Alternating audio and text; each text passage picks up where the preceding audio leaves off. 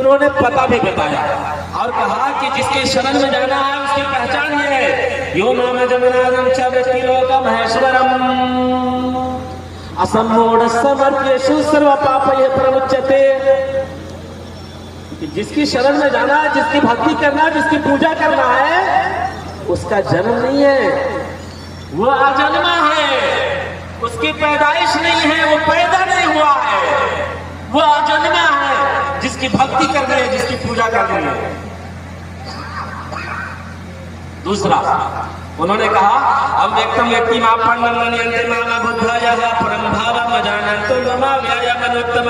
श्रीमद् भगवद गीता अध्याय नंबर 8 श्लोक नंबर 20 के अंदर के वो अविनाशी है, निराकार है, नजर नहीं आता, दिखता नहीं है। जिसकी शरण में जाना है, दो पहचान याद रखिए, भूलिएगा नहीं। नंबर 1 पैदा नहीं होता, नंबर 2 दिखाई नहीं देता।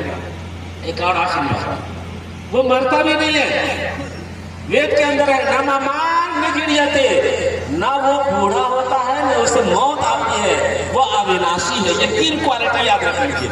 नंबर 1 जिसकी पूजा करना है वो पैदा नहीं होता है, मरता नहीं है, दिखता नहीं है। तमाम कुरान में आई है, कुरान में अल्लाह ताला ने कहा कुल हुवल्लाहु अहद अल्लाहु समद लम यलिद व लम यूलद, कि वो अल्लाह जिसकी शरण में जाना है ऐसा है कि ना वो जन्म लेता है, ना वो जनता है और ना जना गया है, वो अजन्मा है। कुरान में ला तुदरिकुल अब्सार, वो दिखाई भी नहीं देता।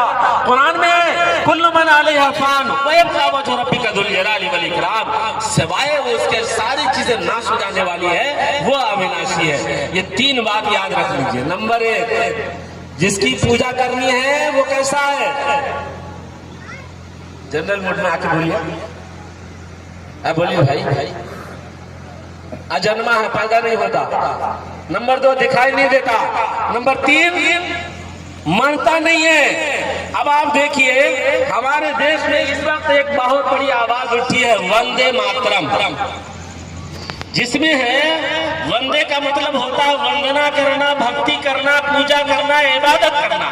मातरम कहते हैं मादरे वतन को, जो हमारा वतन है उस वतन को कहते हैं मादरे वतन, हमारी मदर भूमि है।